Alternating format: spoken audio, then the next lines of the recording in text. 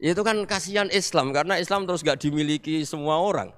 Allah gak dimiliki semua orang, Rasulullah gak dimiliki semua orang karena dipek NU, dipek ormas tertentu, dipek nggak boleh seperti itu. Nggak boleh takhasyar tawasian kata Nabi, tidak boleh mempersempit zat yang rahmatnya itu luas. Ini semoga etika ini kita pakai di Indonesia.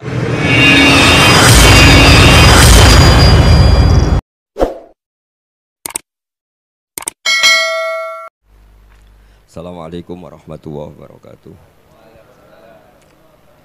Bismillahirrahmanirrahim. Nahmaduka ya ghafuru ya syakuru wa sholli wa sallim wa barik ala sayyidina Maulana Muhammadin wa ala alihi washabihi asma'in nama ba'du. Tengarso Habib Ahmad bin Idris Al-Habsyi juga keluarga. Tengarso para sesepuh wakil khusus Ketua Pusat PPIP Bapak Dwi Hartono dan yang mewakilinya Bapak Rizal Fakhruddin. Teman-teman semua dari Direktur Indonesia Power, Bapak Hasin Sidki, semuanya yang saya hormati, jajaran direksi. Iki ngaji santai-santai napa muhasabah. Kon roh ana muhasabah. Pak Zainuddin. Muhasabah itu kalau Kiai Jawa maknani itu ngoreksi diri sendiri. Jadi menghitung diri sendiri. Ini pas bidang yang saya tekuni tadi karena Habib Ahmad yang minta kemarin sama Ibu siapa dari Indonesian Power itu, Ibu Lia, saya turutin sekaligus saya sambil belajar terus tentang muhasabah. Dalam konteks Indonesia, muhasabah itu sudah jadi perilaku ya, karena dulu orang tua saya, guru-guru saya kalau ngandani itu, bayangkan kalau kamu jadi dia. Jadi misalnya kita mentang-mentang atasan, otoriter sama bawahan, bayangkan kalau kamu jadi yang bawahan itu kayak apa? Laukun tamakanah, kalau orang Arab bilang, bayangkan kalau kamu di posisi dia. Makanya guyonannya orang-orang Indonesia itu kan orang ngaramkan judi gitu, bareng dikasih tahu. Tapi yang menang anak jenengan, alhamdulillah. Ternyata ngaramkan itu karena ada anaknya. Kalau anaknya yang menang ya seneng. Meskipun itu guyonan, tapi saya punya padanan itu dalam kitab Hikam. Nabi Ibrahim itu Khalilur Rahman, tentu bencinya minta ampun sama yang namanya maksiat. Suatu saat beliau diterbangkan di alam malakut. Itu kalau di Hikam saya halaman 15 juga. Saya masih ingat betul. Mungkin kalau Anda beda halaman karena beda cetakan. Atau enggak punya kitabnya. Atau punya tapi tidak bisa baca. Nah itu jadi berbagai kemungkinan. Atau punya tidak bisa baca tapi dianggap jimat. Atau digo pencitraan. Banyak itu kaji-kaji tidak bisa baca kitab tapi di ruang tamunya kitabnya besar-besar. Pencitraan itu. Tapi ya bagus lah, nggak apa-apa untuk syiar. Setelah diterbangkan di alam malakut, diperlihatkan sama Allah. Ada orang pezina, ada orang syaribul khomri, ada orang mabuk, ada orang macam-macam. Allah tanya sama Nabi Ibrahim, bagaimana pendapat kamu Ibrahim tentang mereka yang maksiat? Kata Nabi Ibrahim, ya Allah habisi saja mereka hidup di bumi engkau, makan rezeki engkau, kemudian mereka tidak taat sama engkau. Singkat cerita di fase itu, saya ulang lagi di fase itu, Allah nurutin. Sampai sekian peristiwa, mungkin 3 atau 4. Sudah, setelah sekian tahun Nabi Ibrahim lupa peristiwa itu, kemudian beliau diminta menyembelih anaknya. Ini versi kitab Hikam. Memang versinya banyak tentang kenapa Nabi Ibrahim disuruh menyembelih anaknya. Ketika mau menyembelih anaknya, Nabi Ibrahim ragu. Huwa samratu fuadi. Anak saya ini buah hati saya, kenapa engkau suruh menyembelih? Terus kata Allah, apa kamu tidak ingat ketika kamu saya angkat di alam malakut, kemudian kamu usul bunuh-bunuh, saya tidak mempertimbangkan usul Anda, tapi kenapa sekarang saya merintahkan kamu mikir? Gitu. Terus, ya karena ini anak saya ya Allah. Terus kata Allah, rumang samu wong sumpukon mateni gak gawean kau sing gawe kowe enak wae usul mateni. Jadi sebenarnya saya yang bikin kemudian Anda enak aja usul membunuh. Semenjak itu Nabi Ibrahim itu di eranya itu asfaqun nas, orang paling sayang sama manusia. Karena kadang kita keras itu ya kebetulan itu udah anak kita, ada keluarga kita. Cara orang Jawa itu kan gitu ya, kalau ada perempuan terus macak yang macam-macam pakai sepeda motor cowok terus wah itu luput suwuk, semoga-moga gini. Tapi setelah dikasih tahu, niku ponakane jenengan, semoga-moga selamat. Jadi jangan-jangan kemarin Ahlil ma'asi itu kebetulan itu tidak keluarga kita. Kalau keluarga kita yang pernah salah pada kita, semangat kita mintakan maaf. Jangan-jangan kita didikte hukum sosial gitu. Jadi orang yang salah, kebetulan tuh orang yang menservis kita. Atau keluarga kita, atau orang dekat kita. Jangan-jangan semangat kita mintakan ampun. Tapi kalau sama orang lain, kebetulan musuh kita semangatnya minta itu kena azab. Nah ini yang nggak boleh dalam Islam. Islam mengajarkan niru Rasulullah SAW, Nabi itu rahmatal lil alamin. Bahkan kemarin saya ngaji virtual sama beberapa habaib, ada Habib Ali Al-Jufri dari Mesir, ada Habib Alwi dari Kuitang, ada Habib Nabil Al-Musawa. Dari sekian habaib itu saya masih ingat diantaranya yang didawuhkan rahmatan lil alamin itu ketika Nabi adahu kaumuh, disakiti oleh kaumnya, dan itu mereka masih kafir semua. Itu mereka dapat doanya Nabi Allahumma hdi qaumi fa innahum la ya'lamun. Kayak apa baiknya Nabi, orang yang menyakiti, yang melukai, tapi Nabi masih berdoa Allahumma hdi qaumi fa innahum la ya'lamun. Sayyidina Umar dapat doanya Nabi itu yakhina kana kafiran, ketika masih kafir didoakan. Allahumma aizzal Islam bi Umar. Itu ketika masih kafir. Itu pelajaran bagi kita bahwa yang sedang tidak cocok pun itu berdapat doa kita. Ya doa supaya kondisi kita baik, hari tambah baik. Karena agama ini saya berkali-kali bilang limangka nayarjuwa hawal yaumal akhir. Agama ini diperuntukkan bagi yang selalu punya harapan pada Allah Subhanahu wa taala. Saya cerita muhasabah ini tentang hubungan kita dengan Allah. Di Indonesia itu banyak orang fasik, banyak orang nakal. Ya di mana-mana orang nakal itu ya mayoritas wa aksaruhum fasikun. Tapi berkahnya harapan. Mungkin saya kira nakal sok benda, mungkin saya kira sholat sok ben sholat, mungkin sekarang belum sakhok, belum dermawan, suatu saat dermawan. Barokahnya itu kefasikan ini dianggap sementara, sedang fasik, sedang tidak benar. Karena kiai-kiai kita, para guru-guru kita, para habaib utamanya itu mesti bilang semoga husnul khotimah. Nah barokahnya doa itu, semoga husnul khotimah itu menjadikan satu pola sosial. Yang sedang fasik ini masih diharapkan jadi lebih baik, jadi lebih sehingga kita tidak ngambil sikap ekstrim yang ingin menghabisi atau ingin mengadili, tidak, karena selalu kita punya harapan.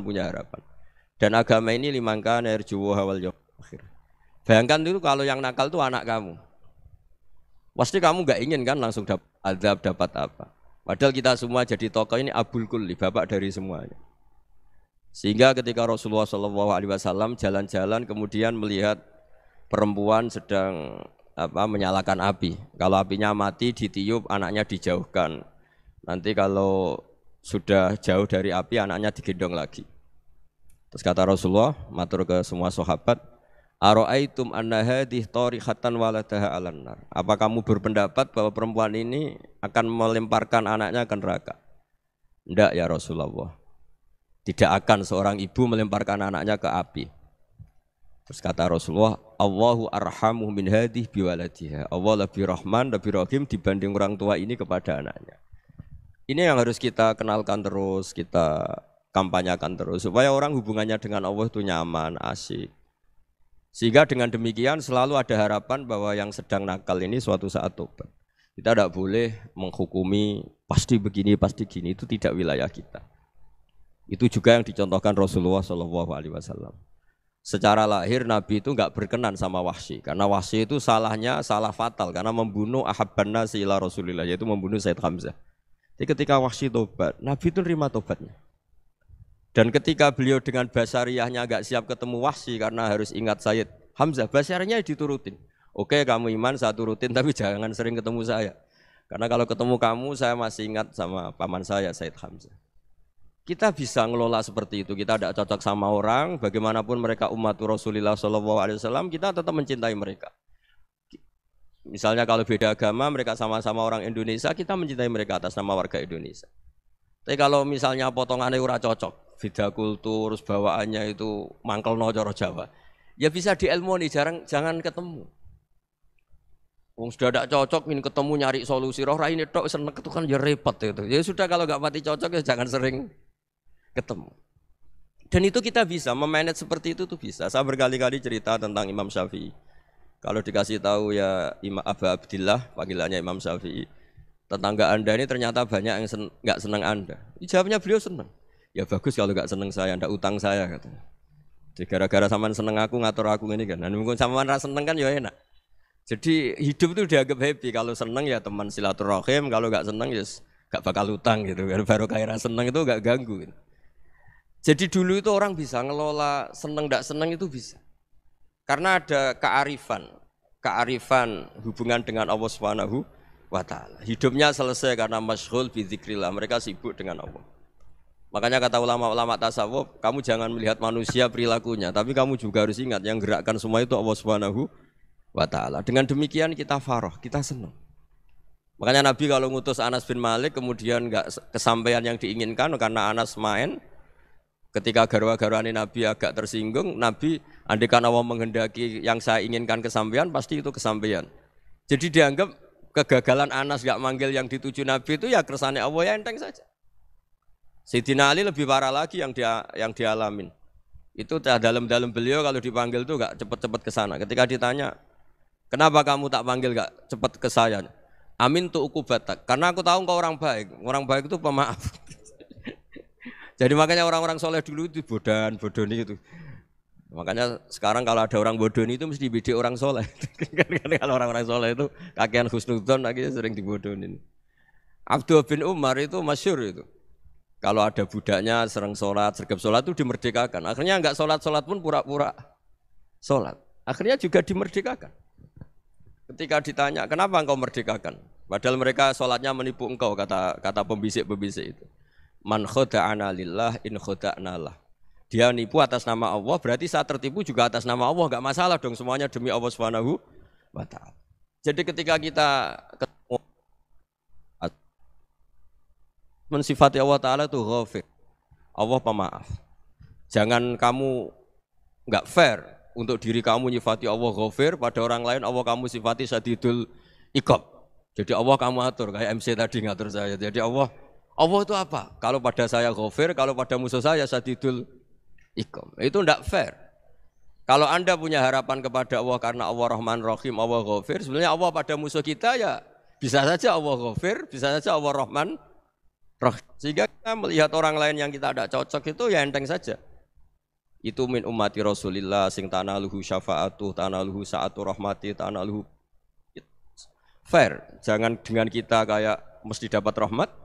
Jangan orang lain kayak Allah pasti syadidul iqam, itu tidak boleh. Sehingga ketika ada orang Badui, singkat cerita orang Badui ini kencing di masjid, semua sahabat membentak dia. Yang enggak bentak hanya Nabi tok.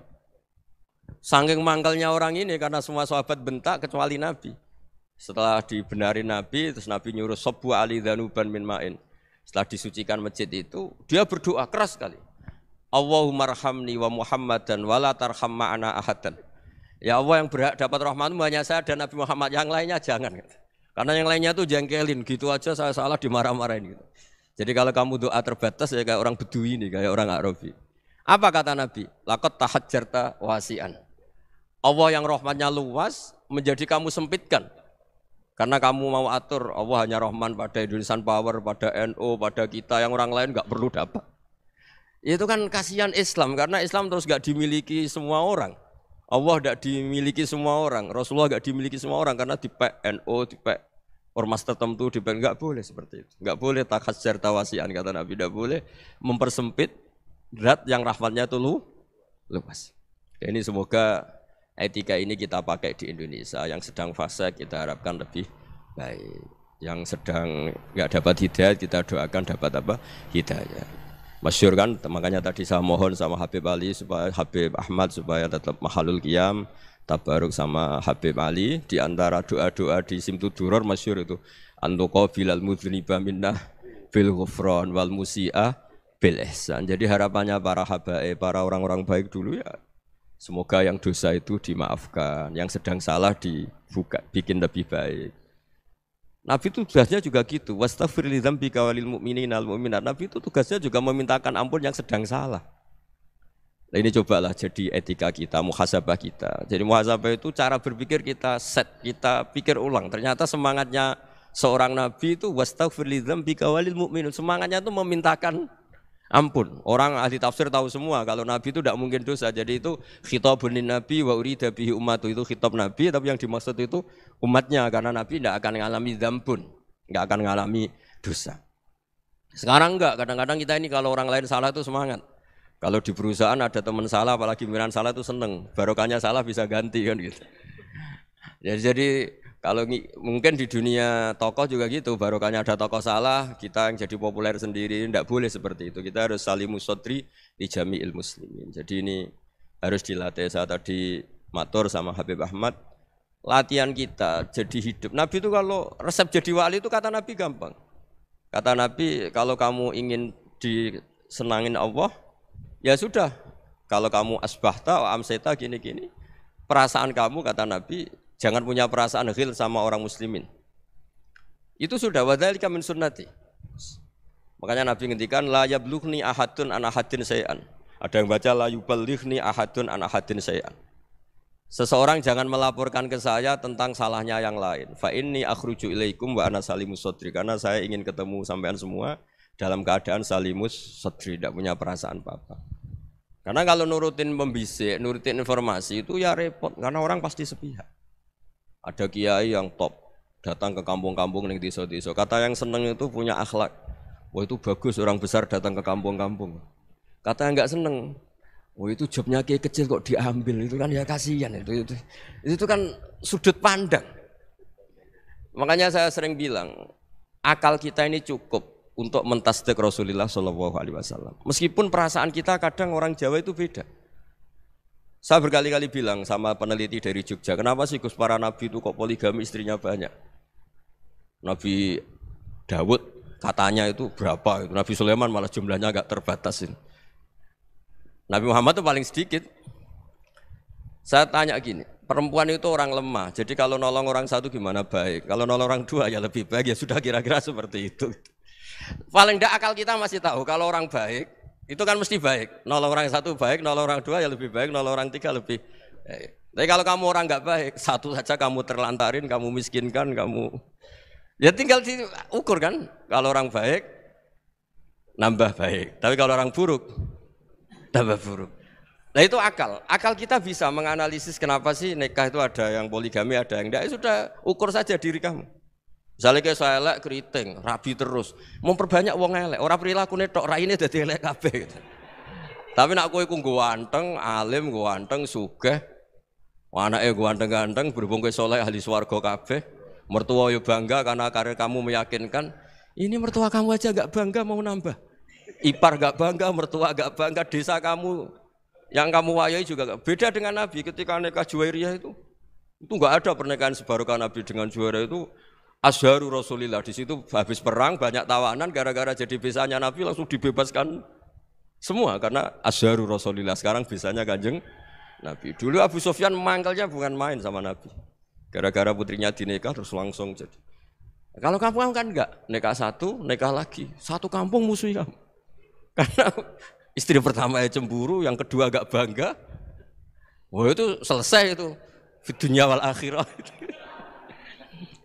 Maksud saya, nganalisis Islam itu harus pakai akal.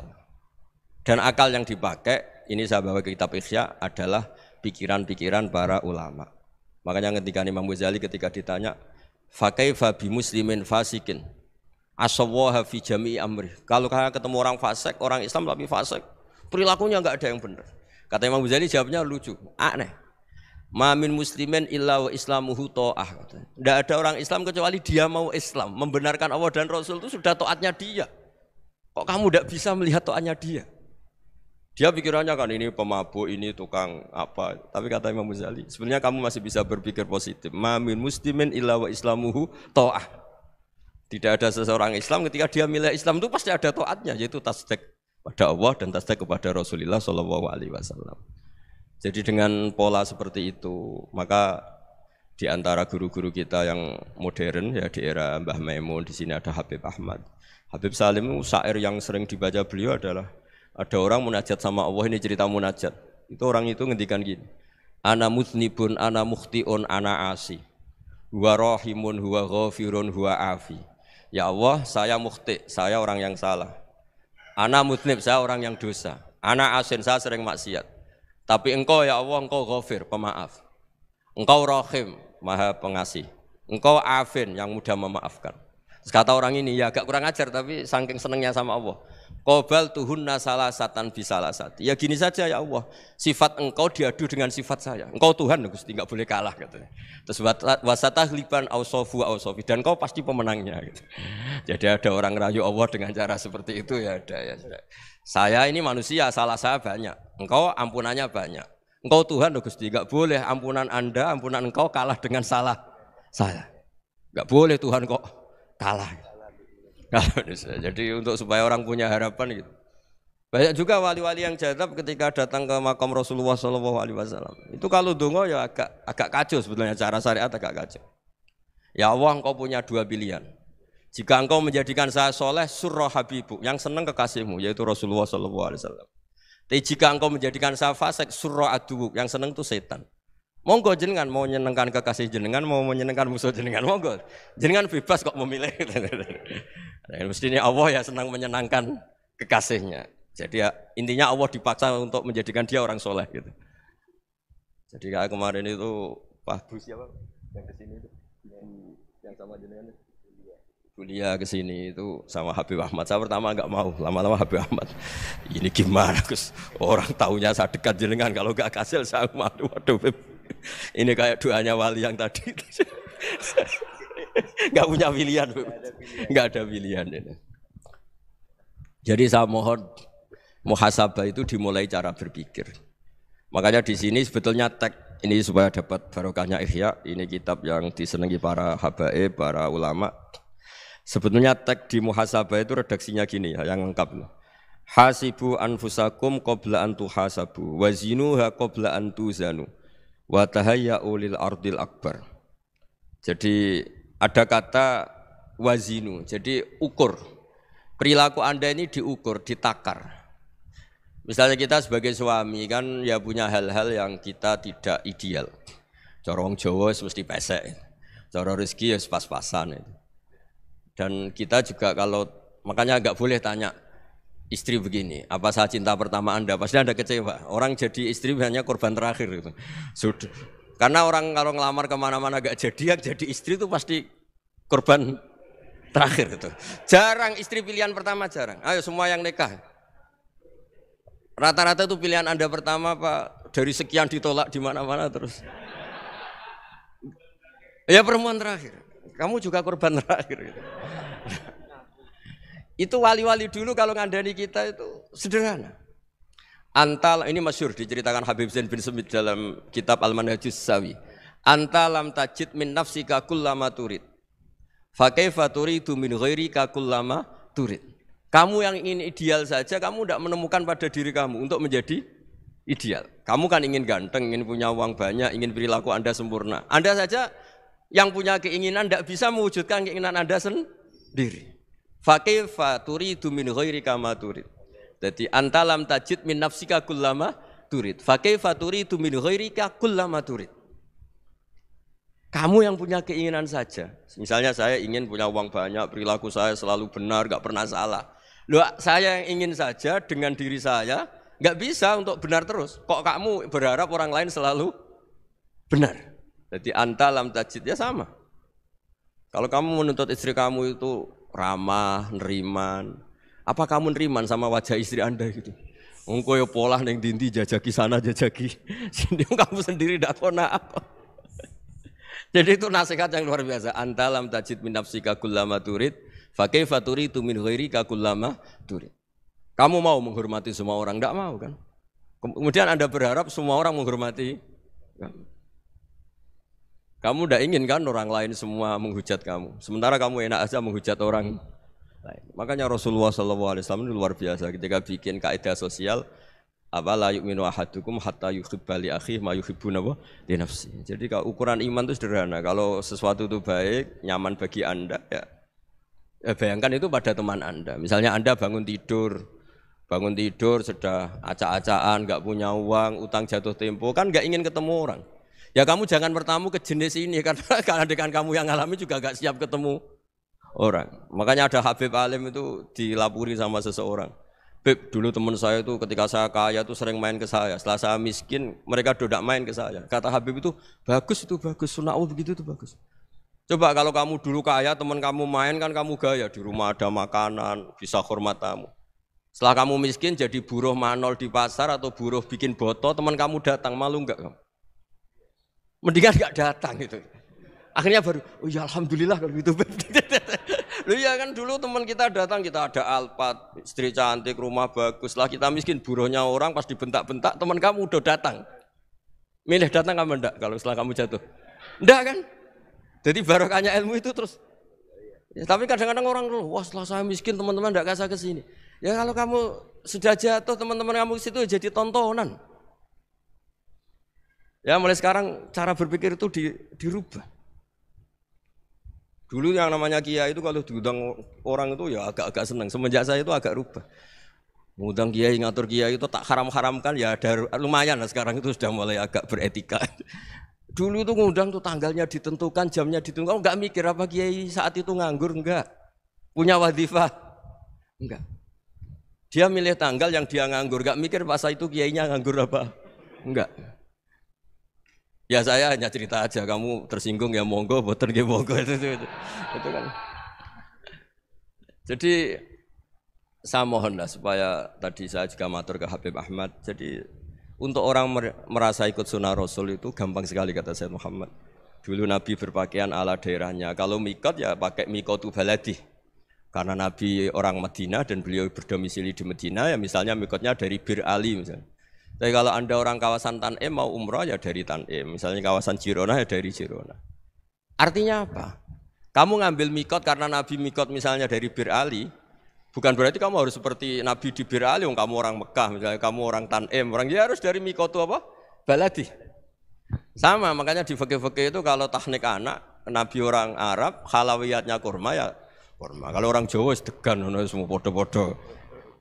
Ya podo-podo manis. Jadi ini tabaruk sama Sayyid Muhammad, ini ada murid beliau Habib Ahmad, saya baca supaya orang itu merasa ikut Nabi itu gampang sekali.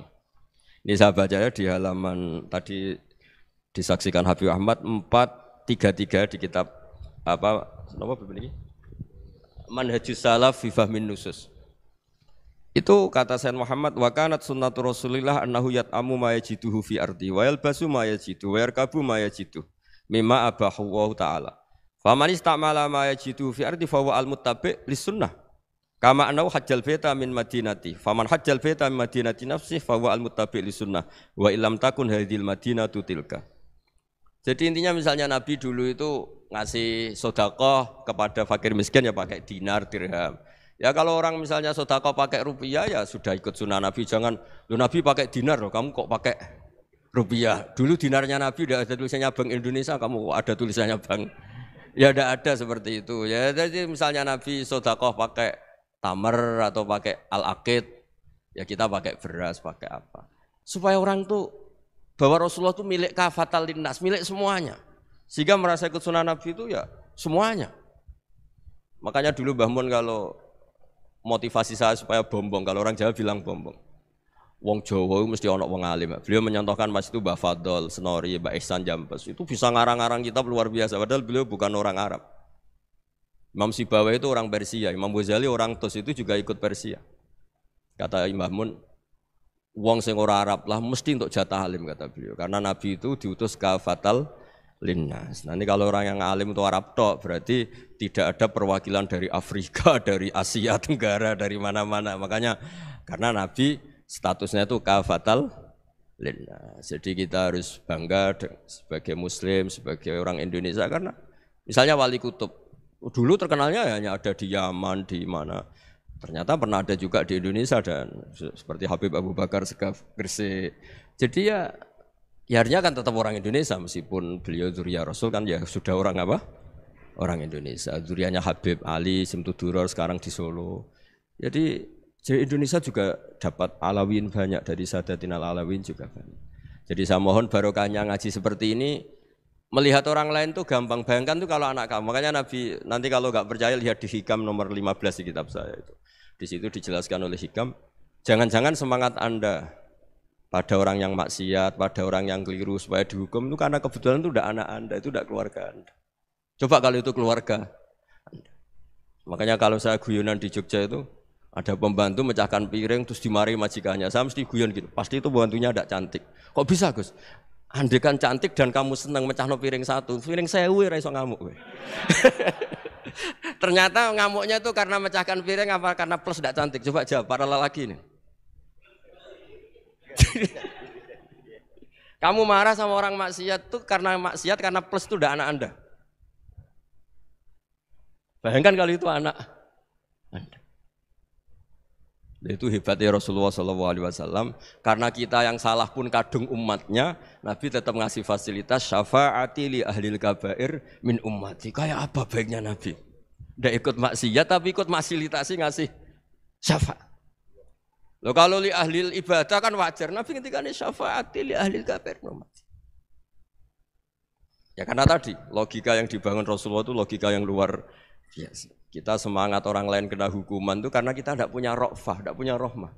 Coba kalau Rasulullah yang bil mu'minina ra'ufur rahim, semangatnya itu mendoakan supaya tobat, mendoakan diampuni. Dan itu juga yang diperintahkan oleh Allah Subhanahu wa taala, wastaghfir li dzambika walil mu'minina wal mu'minat. Ya semoga barokahnya ngaji ini, barokahnya Habib Ahmad, barokahnya Maulid Simtud Duror, barokahnya semua kitab Madaih, Tibak Berjanji semuanya, barokahnya Ikhya, barokahnya Said Muhammad, barokahnya guru kita semua, Mbah Maimun, bapak saya. Kita ini ngikuti manhaj, ya, ngikuti apa? Manhaj. Saya sering didhawuhi Mbah Mun, kenapa ihdinas siratal mustaqim bukan siratoka? Bukan jalan engkau ya Allah. Karena Allah itu enggak bisa kamu tiru. Allah itu tidak tidur, tidak makan, tidak kesel, tidak capek. Yang bisa ditiru itu siratal ladzina an'amta alaihim. Yang bisa ditiru manusia ya niru manusia. Karena Allah itu tidak bisa ditiru, makanya ihdinas siratal mustaqim siratal ladzina. Dan niru siapa? Niru guru-guru kita. Termasuk niru cara pandang. Jadi misalnya ada orang awam di rumah itu hanya delok reng, delok tikus liwat, itu kan kayak nganggur. Kok ora tahajud malah mendelok reng. Melihatnya jangan gitu. Huwa tarokal ma'asiyah. Dia di rumahnya ndak dugem, ndak kemana-mana. Dia berarti malam itu tarkul ma'asi. Tidak nyopet, tidak garong, tidak ke tempat maksiat. Susahnya apa sih husnudzon? Jadi jangan lihat huwa tarkut tahajud, huwa tarokat tahajud, wa taroka qiyamal lail. Oke ya, namanya orang begitu ya tidak tahajud, tidak qiyamul lail. Tapi susahnya apa sih kamu bilang huwa tarokal ma'asiyah? Dia juga meninggalkan maksiat, dan tarkul maksiat itu ibadah. Supaya orang tuh gampang lah husnudzon sama orang muslim. Ini orang mukmin, orang yang luar biasa. Di mata Allah itu orang yang luar biasa. Kayak tadi Imam Ghazali, kalau saya ketemu orang muslim kemudian dia tidak pernah baik, gimana? Kata Imam Ghazali, ma min muslimin illa wa islamuhu ta'ah. Tidak ada orang Islam ketika dia mentasdihkan Allah dan Rasulullah, berarti dia juga punya taat. Ya ini latihan saja, sing iso nglakoni Habib Ahmad kula namung cerita mawon. Kula cerita secara akademik, saya punya kitab, saya baca dan alhamdulillah kita paham barokahnya para guru dan supaya terbiasalah. Sebaik-baiknya ibadah husnudzon billah wa husnudzon bil mu'minin. Soal tidak cocok ya diilmoni tadi ya, namanya enggak cocok ya jangan sering ketemu. Seperti Rasulullah SAW, beliau karena sangat mencintai Said Hamzah, ketemu orang yang pernah begitu sama Said Hamzah ya beliau secara basyariah tidak siap. Tapi beliau secara cara bahasa sekarang secara profesional, kalau beliau seorang nabi dan harus menerima tobatnya siapapun ya diterima. Saya meskipun dengan A, B gak cocok karena dia begini-begini sama saya, tapi saya ingat dia sholat, dia baca sholawat, dia mencintai Rasulullah. Ya kita hormat.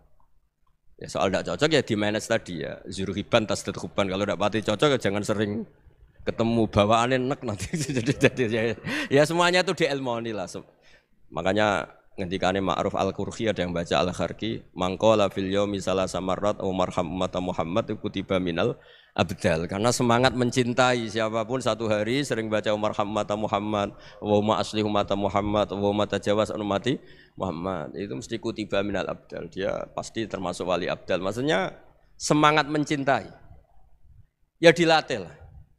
Misalnya Indonesia Power atau PLN, andai kan tidak ada PLN tuh kayak apa? Orang nggak bisa ngaji, tidak bisa. aktivitas, ya barokahnya ada PLN, barokahnya jasanya. Kita sadar, tidak semua kebaikan kita ini memenuhi keinginan orang banyak. Gitu. Orang banyak ingin listrik, ingin saluran apa, dan itu kadang yang mewujudkan orang lain atau kelompok lain. Ya karena itu manfaat ke orang lain ya kita doakan. Karena khairun nas anfa'uhum linnas. Sehingga kita terbiasalah ngakui orang lain. Seperti semangatnya Rasulullah SAW, semuanya itu didoakan, semuanya diinginkan kebaikannya. Bahkan Nabi gak putus asa sampai di akhirat. Ketika Nabi lain sudah putus asa karena sudah akhirat, sampai dimintai syafaat semuanya bilang nafsi, nafsi. Karena merasa semuanya gak punya nyali di depan Allah. Karena ini sudah akhirat, sudah finish. Tapi apa Rasulullah? Analah. Ya udah, saya sanggup mensyafaati kalian. Terus kata Nabi, fa'atiyal arsya. Saya mendatangi aras fa akhiru lahu sajidan, saya sujud wa ahmaduhu bima hamida 'allamaniha rabbi. Kemudian saya tetap muji Allah dengan pujian yang terus menerus.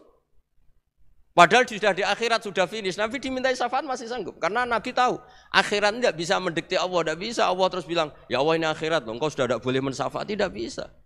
Allah tidak bisa diganggu akhirat. Allah tidak boleh dibatalkan rahmannya oleh akhirat. Allah tetap Rahman Rahim abadal abad. Dan Nabi tahu itu. Makanya kata para ulama, fa Muhammadun ahmadu min ghairihi. Jadi Nabi Muhammad namanya dua, yang terkenal. Sebenarnya banyak yang terkenal dua, Muhammad sama Ahmad. Ketika Nabi punya nyali memuji Allah di akhirat atau sudah di akhirat, itu fa Muhammadun ahmadu min ghairihi. Ketika Nabi lain sudah tidak punya nyali muji Allah karena sudah akhirat, Nabi Muhammad tetap berani muji Allah di saat seperti itu. Makanya Ahmadu di situ kata ulama itu af'al tafdil, fa Muhammadun ahmadu min ghairihi. Kanjeng Nabi lebih memuji Allah di saat yang Nabi lain sudah tidak punya nyali untuk memuji Allah di saat itu.